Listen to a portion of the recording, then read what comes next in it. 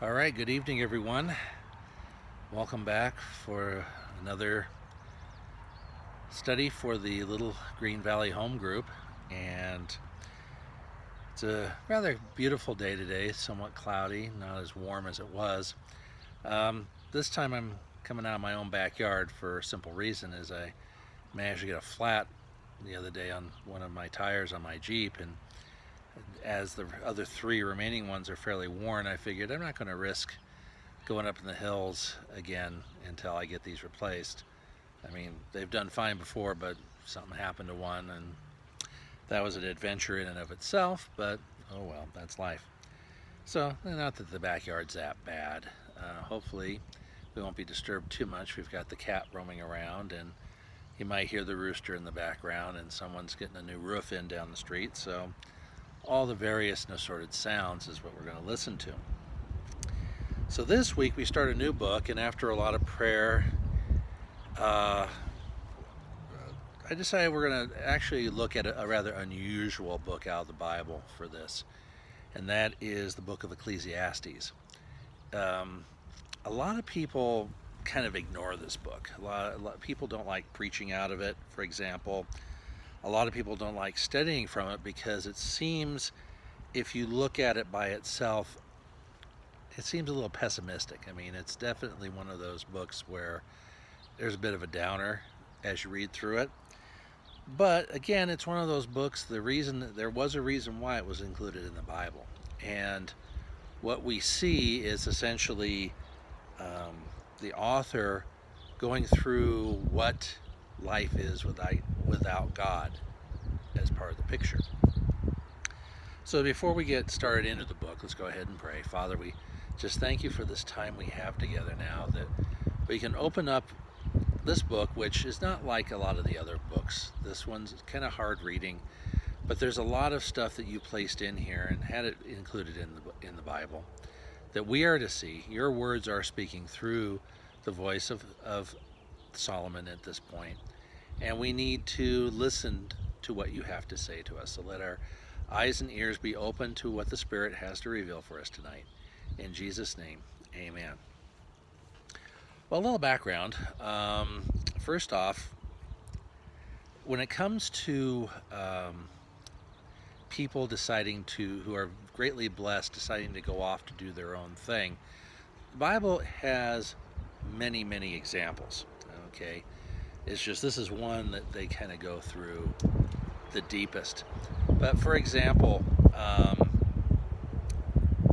a lot of times when a person decides they don't want to listen to God, they want to go their own way, if you really think about it, it's because they are not content with what God has given them. I mean, this goes even back to Adam and Eve. Here God gave them this beautiful garden. There is absolutely, no reason why they should have, they wouldn't want this garden. It was a perfect life. And yet, that free will, with Satan throwing in some seeds of doubt and seeds of discontent, instead of doing it God's way, they decide they're going to do it their way.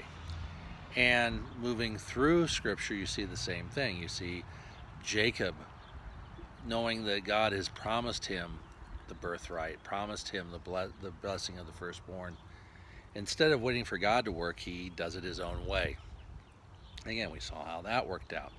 Even David himself was one in a little stranger way. God blessed him as king of Israel. He preserved his life all through his runnings, and he had several wives. He wasn't content. He had to go and commit adultery with Bathsheba, then have her husband killed so that he could have her as a wife. And again, we saw how that turned out. Ecclesiastes is directly related to this last one because most scholars believe, and there's nothing in the book to disprove this, that the author was indeed Solomon. Now, Solomon was the second son of David and Bathsheba. The first son, if you are familiar with the story in 2 Samuel, died as an infant soon after birth, and that was basically in retribution for what David had done. And Solomon was the second child that came from David and Bathsheba. And if we go, it's too much. Too much. We don't have enough time to go through all of what all of Solomon's life. But when he was a young king, soon after he began to rule, God appeared to him in a vision and said, "What do you want? Just name it and I'll give it to you." And Solomon, instead of asking for riches and power and what have you, he asked for wisdom. He was a young man at this point in time when he became king. He didn't have a lot of the life experiences that his older brother, her half brothers had, who had challenged him for the throne. And he recognized he was something of a ladies' man because he stayed at home in the court with mom. And as a result, he didn't have a lot of experience, practical experience of ruling that perhaps he should have had things been worked otherwise. And he was smart enough to recognize that. So Solomon asked for wisdom. He told the Lord, "I just want to be a wise ruler. Give me the wisdom to rule this people of yours." And God was very pleased with that choice and said, "Yep, you're going to get that wisdom. In addition, I'm going to give you riches and power and all the other things you didn't ask for, because what you asked for was a good thing." And so Solomon became the wisest man that we know of in record. Basically wrote the Book of Proverbs for the most part. There are other proverbs added, and was known far and wide in that era as a very wise person. Now keep in mind that wisdom and intelligence are not the same thing. There's a very old saying I used to hear from my grandmother that pretty much says it all. A smart person learns from their own mistakes, but a wise person learns from the mistakes of others. If you don't believe me when I say that intelligence and wisdom are not the same, I would suggest you look at the closest college to you, especially one of the larger universities. There you have a collection of some of the most intelligent people on the planet, okay? But a good portion of them are also some of the biggest fools, because even though they quote unquote know better, because they are smart, a lot of times they do not choose to use their intelligence wisely, and so you have them make very poor life choices, even though they know better. When I was in college, I knew a ton of them.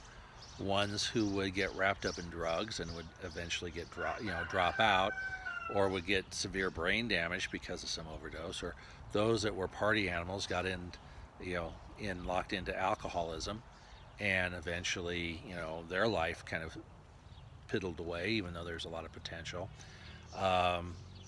Ladies who were very intelligent, physics majors, for example, who managed to get pregnant out of wedlock and now had to deal with a child. And it seemed like a good idea at the time, and you hear that an awful lot, when in fact, they didn't choose wisely. Simple as that. They know the consequences, they chose to ignore them, and now their life has changed radically forever. And I think we all know people who are like that. So Solomon was also very similar to this. And if you, again, reading through 1st and 2nd Kings, or 1st Kings I should say, and 2nd Chronicles, what we find with Solomon is that he was wise, but he also started to ignore it. And in fact, a good portion of what's going on here in Ecclesiastes is almost like an autobiography. He's talking about how he used wisdom to study the effects of alcohol in the system. That's a very broad translation, but in essence that's what he's saying, to the point of foolishness. So he made a choice with his wisdom to act unwisely, to act foolishly. And it's interesting what he comes across.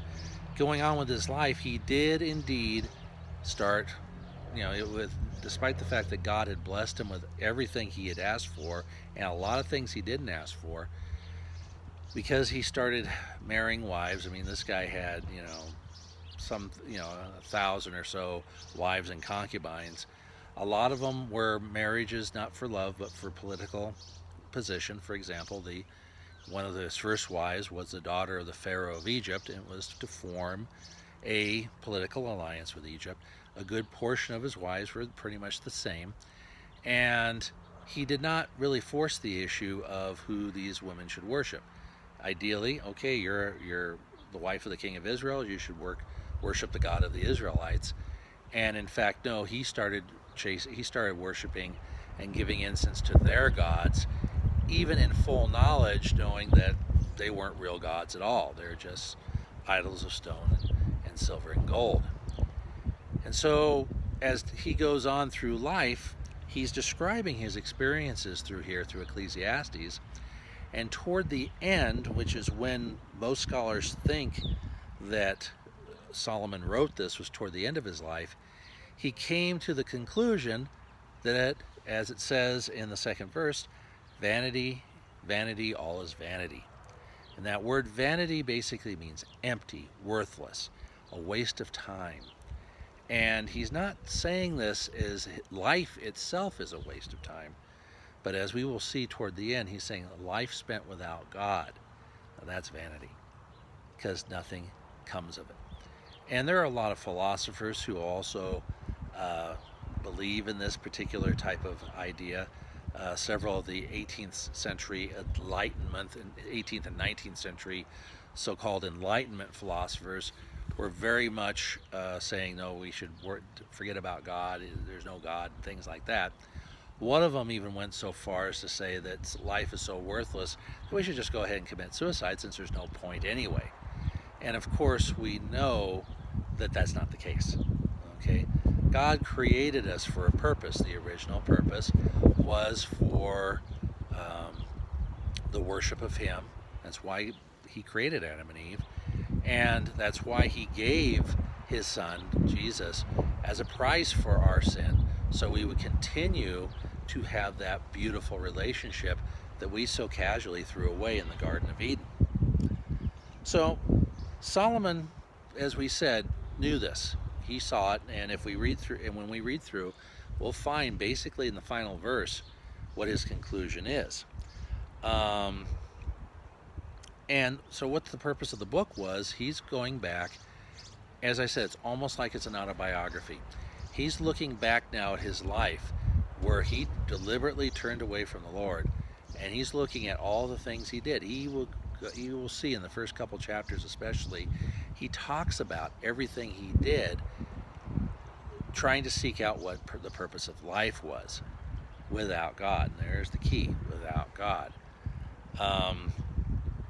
And that's why he starts out, vanity, vanity, all is vanity, or in other versions put it meaningless, everything is meaningless. And this conclusion, as we say, if you go through the entire book, it speaks of fearing God and keeping His commandments, and that's how life has meaning. Again, a lot of people seem to think, and this is mostly among unbelievers, but sometimes even believers do as well. They seem to think that serving the Lord is a burden. Okay, you have to follow a bunch of rules. You can't have fun, and you're just restricted in what you can do. And it's like, no, not really. I mean, fun is, I guess, depends on how you define fun. I always, again, back to my college days, remembering people saying how they knew they had fun last night simply because they don't remember any part of it. Of course, they're dealing with a hangover, and it's so bad they can hear the snails crawl. And I was never a big drinker, so I looked at them thinking, that's fun. Waking up in the morning, throwing up, and having this massive headache, that's fun. And to me, it's like there's no point in that. But again, we are talking about non-believers at that time, and some did become saved eventually. And their story is very similar to what Solomon's story is. The Lord gives purpose to life beyond the simple chasing of wealth, as Solomon will put it, is going after the wind, chasing after the wind. Because anyone who's focused on wealth, that they're worshiping a god. And it's not the true God, it is the god of wealth. Okay? If we had to give it a name back in the Old Testament times, that was the name Mammon. Okay, it was the god of wealth. Or Baal, the god of prosperity. Or pleasure. Actually, Baal was the god of pleasure. And all these different things, they had names for him, they worshipped him. They don't do that now in terms of worshiping little idols, but they try their best to please their own souls with whatever God they have set up for them, whether it's for wealth, whether it's for power, for pleasure, new cars, whatever the case is. Now, again, there's nothing wrong with new cars. Okay, there's nothing wrong with having a good time. It's just it shouldn't be your obsession or focus. Um, Jesus himself said, "What good is it for a man to gain the whole world and yet lose his soul?" And the misnomer, "He who dies with the most toys wins." Well, no one ever yet saw a U-Haul going to the cemetery, or saw a hearse going to the cemetery with a U-Haul behind it. You can't take it with you. Okay, people try. Read about people who buried themselves in their Camaro, or had, you think of the pharaohs of ancient Egypt, had all their beautiful possessions around them, but did it go with them? The answer was no, because later somebody, found those treasures, and now they're either took them for their own, or they're in a museum somewhere, or the fellow that buried himself in his Camaro, at some point someone's going to dig it up. It's still there in the ground with his body, but his soul, different story. So what we are looking at here, and this is what as we start today, what we're looking at in the book of Ecclesiastes is an encouragement for the reader to keep a God-centered worldview, rather than falling victim to the obvious frustrations and some questions that are never answered. I mean, even Job fell into this trap. He wondered, why is it do good people have trials, have bad times? Why is it that in the Psalms you will see, why is it do the people are the wicked, do they seem to prosper?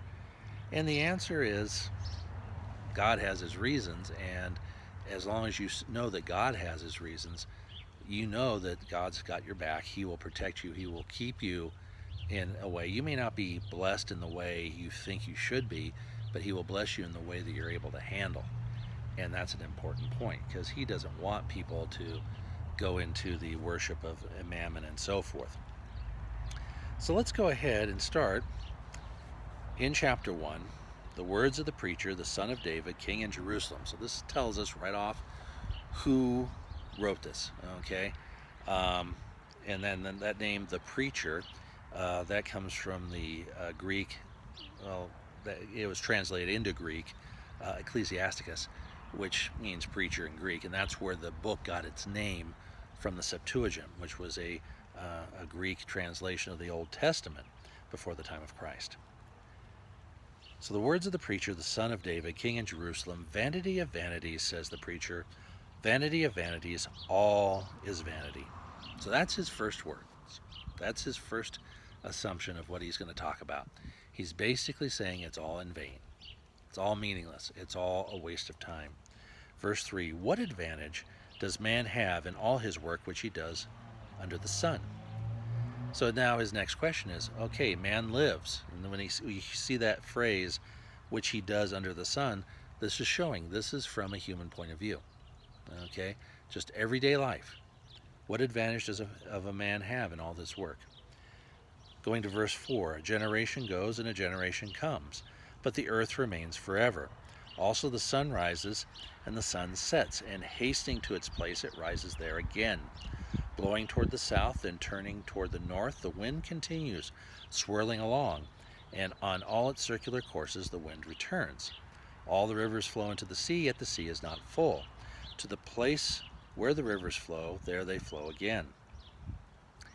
So he's looking at the cycles in nature. Time passes, and it's interesting if you're familiar with popular music.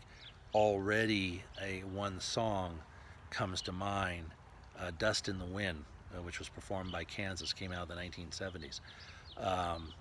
Nothing lasts forever but the earth and sky, as one of the verses say. And he's pointing out, here life just goes on and on and on. It's one of those circle of life things, as he's putting it here. He mentions how, the sun rises and sets and then goes and rises again.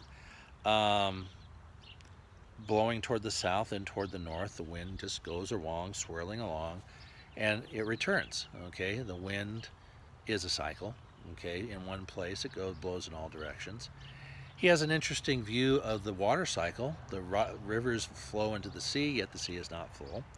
But he recognizes there's something that happens there, and of course, science will tell you, yeah, it goes down there, then it evaporates, and then as it evaporates, it goes back up into the sky as clouds, and to the place where the rivers flow. There they flow again. It rains, and then those rivers come back down to where they started. Yes, water is ultimately recycled. It takes a long time for a drop of water to make that trip, but it does go into this circle. Um, all things are wearisome. Verse 8, man is not able to tell it. The cycles are so big, man really, even at this point in time, couldn't see them for what they were. Okay? The eye is not satisfied with seeing, nor is the ear filled with hearing.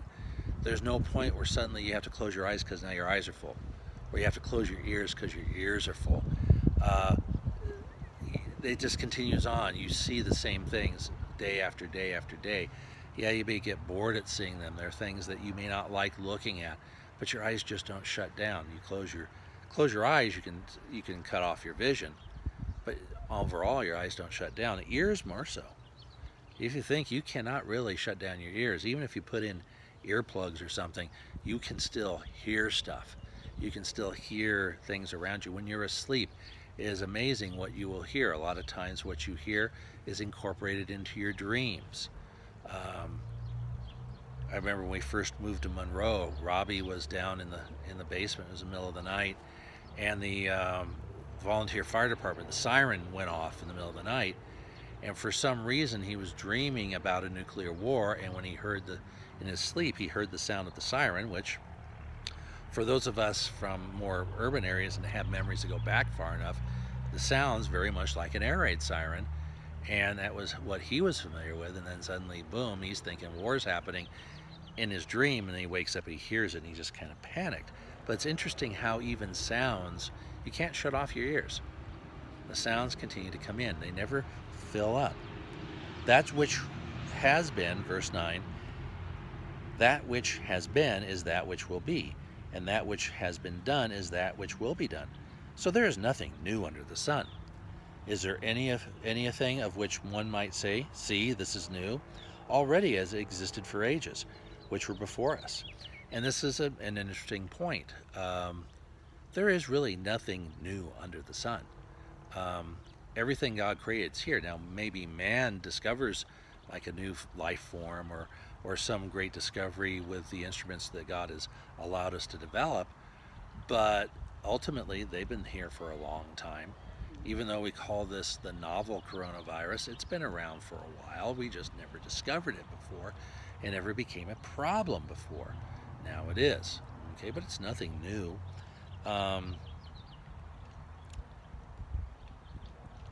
Everything is new. Even stories. You think about it. It's something I mentioned to quite a few people. Is it's interesting how Hollywood doesn't seem to understand the whole concept of original thought.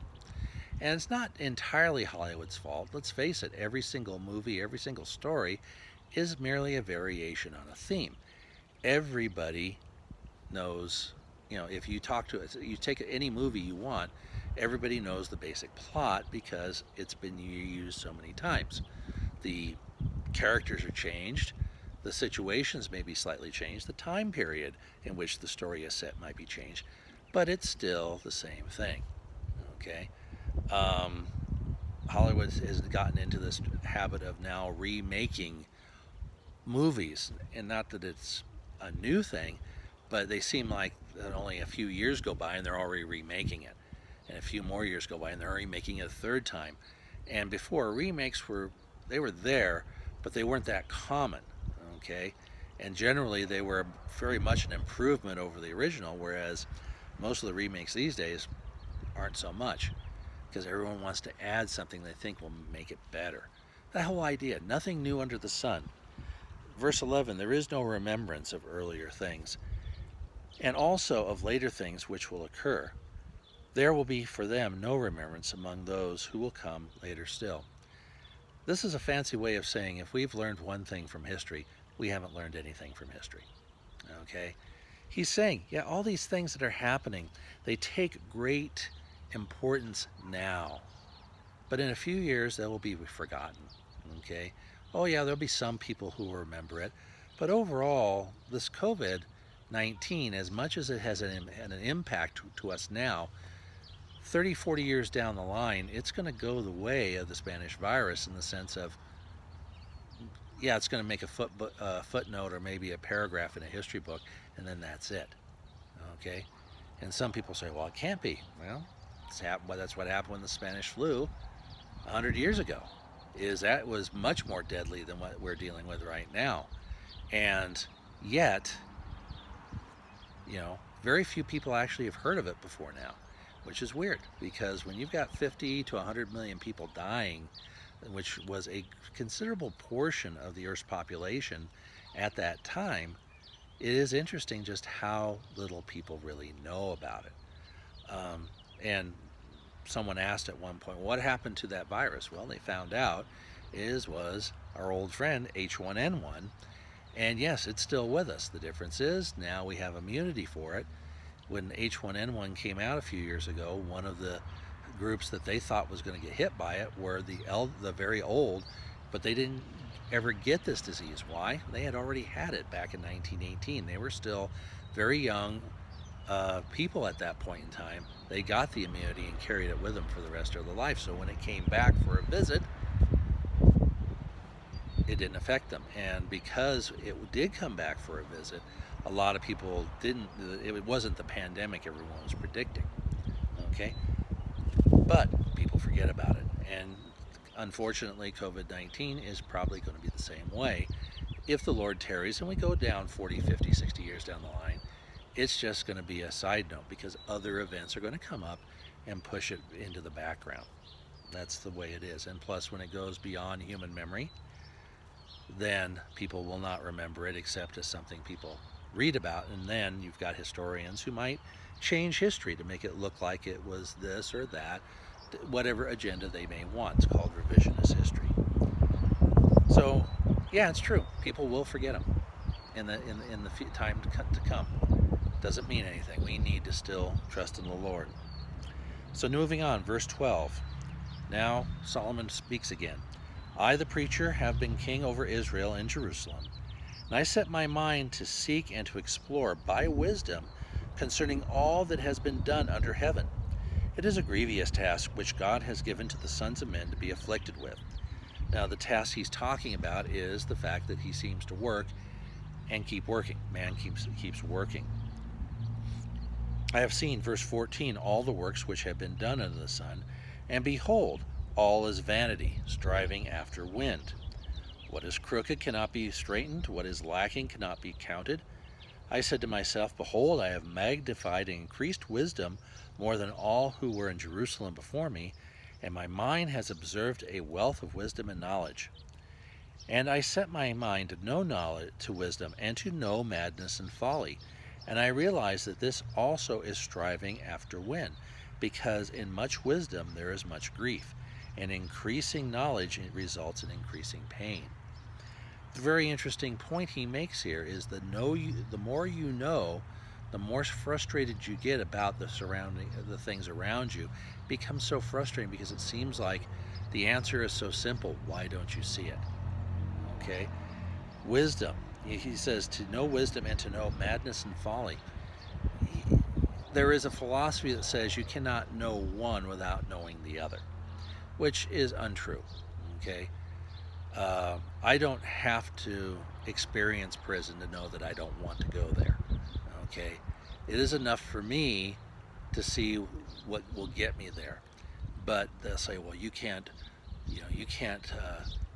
understand your freedom or appreciate your freedom unless you lose it. And the answer is not necessarily. I know that freedom is precious, and I know what can happen to lose it. Therefore, I guard it just as if I never had it in the first place for that very reason. But I don't have to experience oppression. I don't have to, suddenly move to a totalitarian government and have all my rights taken away to say, oh, wow, I had it better when I was in the U.S. That doesn't need to happen. And there's a lot of people out there that are unfortunately seem to think that's the way to experience it. A lot of people who come over from Cuba or from the former Soviet Union or from Eastern Europe, and they had the chance, they came to the democracies, Western Europe, Britain, the United States, and so forth. One of the things they say, and when they hear people talking about how, oh, how wonderful it would be to live under a socialist regime or to do things like, communism like Marx did, they're just looking at them thinking, you guys are fools because you don't know what it's like. Now, they have a different perspective, but the thing is, you listen to those people. Remember what we said, smart person learns from their own mistakes. A wise person learns from the mistakes of others. The wise people are listening to them saying, yeah, you're right, this isn't going to work. Okay? But there are fools out there that think, oh, it'll work this time. And it's interesting how Solomon uses the term, no madness and folly. Madness has been defined as doing the same thing over and over again and expecting a different outcome. And when it comes to we need to experience this to know what it's really like, you're going to come with the same outcome no matter how many times you do it. And it is wisdom to understand I don't have to experience it to know that is the case. So it's interesting how many people, like I said, seem to think that, oh, we don't need to worry about it. We can do this, you know. It's interesting how many people know the effects of drugs on their minds, on their bodies, the effects of drinking, of all sorts of different things you can do to your body. They know what it is, so they continue to do it anyway. And even when they see definite proof that, yeah, this is the wrong path to take, but they still foolishly want to go down that path. Okay? It's sad. And that's kind of what Solomon is kind of saying, I have wisdom here, but I need to experiment and see what else happens. And yeah, it does. Increasing knowledge results in increasing pain. Okay? There are times I found things out that I wish I never knew. Okay? Because I didn't need to know them. And they were so disturbing that I found it very disturbing, the fact that I even was curious about them in the first place. That's how disturbed I was. A lot of people find the same way. The pursuit of knowledge in and of itself is not a bad thing. I mean, I have a college degree, a bachelor's of science degree in geophysics. About the only good thing it's really done for me is it allowed me to be a teacher without having to take any pre-teaching tests because I had enough experience behind me in my chosen field to actually teach it. That was what it did for me because I never managed to work in my chosen field, but I was a teacher. That's where God wanted me. But the thing was getting more knowledge and even more knowledge going to solve my problems? No. I mean, this is something, in those educators out there, please forgive me, but the whole thing about, well, the more knowledge you have, the better off you are, is something of a myth. Because a person, okay, they get your bachelor's degree. Yeah, it's true. If you can get your master's degree, you can probably get a better job and get more pay. That's very true. But notice what I said, probably. My own adopted daughter, for example, has a master's degree, and she lost her job because of what's going on now. Her degree is not doing her any good anymore. Okay? There's others who, okay, yeah, let's go the step beyond that. Get your PhD. And PhD, yeah, if you've got a secure job, it's great. My uncle had a PhD. He was in the engineering field. He was able to, at the time, and we're talking back in the 60s and 70s and early 80s, at that time, he could get a job anywhere he wanted on his own terms, but it wasn't so much because of his degree as because of his own experience and how he used that experience. But these days, PhD is likely not to get you much of anywhere because they look at you as now as overqualified. Okay? And plus, what are you sacrificing for those advanced degrees? I personally never got a degree beyond bachelor's. Yeah, I got my teaching credential. And I did apply at some point for a master's degree, but it didn't pan out because my family was more important. Things were happening within the family that I had to address. And such is life, and so I retired, still with just a bachelor's of science degree, and I'm perfectly content with that. But more knowledge results in increasing pain. A lot of people, I've seen marriages break apart because one partner is going after that advanced degree, wants to get more, and they sacrifice to this God of knowledge. They sacrifice it, their family on this altar to the knowledge of it. And there's a song, I think it was Casting Crowns, where one interesting line is, you know, it's kind of in a chorus. Each time it gets where he lies awake at night, he can't sleep at night, and finally he lies alone at night because he lost his family, because he wanted that. That's just that much more, whether it be knowledge, be wealth, whatever the case is. And it is striving after win, okay?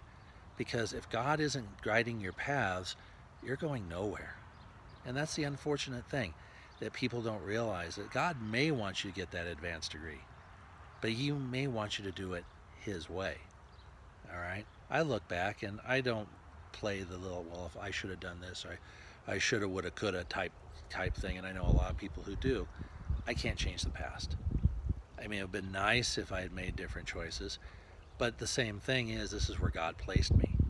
And I think if I had made a lot of different choices, I wouldn't have been blessed by landing here in central Utah, being a pastor. I don't think that would have happened if I had changed things. It may have. I don't know. God works in mysterious ways, but I do know that He has blessed me with quite a bit of knowledge, and I hope He blessed me with wisdom. I try in the best of my ability, but I know that that's not the whole point of life. And the knowledge that I truly treasure is the knowledge of Him, getting into the Word like I'm doing with you this evening, and seeing more of what the Word has to tell me. There's a buzzword, I don't know if it's so much anymore than it used to be, among the education world. I call it edubabble. And the buzzword is, we are lifelong learners, and that's very true. As believers, we should always be lifelong learners. None of us can ever stop learning more about the Lord, more about our faith, digging in deeper instead of just scratching the surface because that's where we feel comfortable. We need to challenge our minds, challenge our knowledge, but notice what I'm saying, within the Lord, not without Him. So that's chapter 1, and we will continue on to chapter 2 next week. Again, I'm not sure when we're going to be meeting again in person, but I will say that when it happens, we will be having a barbecue, and we'll be, here at my place here in Monroe, and we'll be having a nice barbecue, hot dogs and hamburgers, so people can come out, and we can, even if we have to do social distancing, we've got plenty of room in the backyard for our chairs and seats and tables 6 feet apart. And unless the state says something otherwise, we're still looking to reopen church services on Mother's Day, basically a week from this coming Sunday. Not sure how that's going to look, because Pastor Ryan and all of us need to make this plan and to help it to work. But, and again, a lot depends on what the governor is going to be saying on Friday in his latest COVID-19 briefings. But whatever, we're looking forward to seeing everyone. We're looking forward to getting back together as a body. And same here with the home group. I mean, again, like I said last week, I don't mind being out here in nature and recording, but it's not the same thing. I like the interaction we have, that we can look at one another and ask questions of one another, and set people straight when they're not sure what they're supposed to do. So go ahead and for next week, read chapter 2 of Ecclesiastes. And if you have any questions, either text them to Alicia or I, or Facebook comment or YouTube comment if you have any questions about chapter 2 or chapter 1 as well. As we went through it, we went through it pretty quick, but there's most of what can be said here we covered. We can go deeper, but we don't need to go deep now. We can go deeper, much deeper, at some other point in the future, because that's kind of the way it works.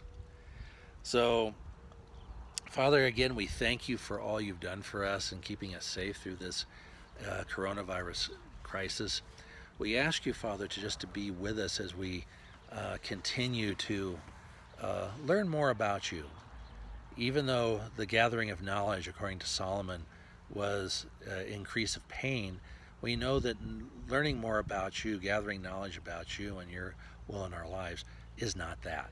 It is a fulfillment, the fulfillment of what your plans are for us, and a sense of satisfaction that of a life well lived.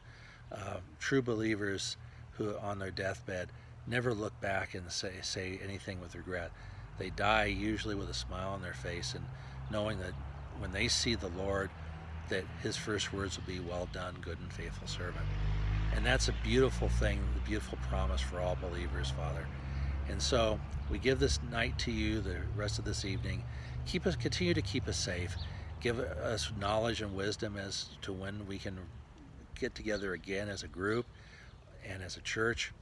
And we praise you, Father. We thank you, and we give you all the glory in Jesus' name. Amen. All right, so we'll see you all next week. Stay tuned. We'll let you know what's going to be happening with our own home group as well as with church and COVID-19. Stay well, stay safe, and be richly blessed. And we'll see you later.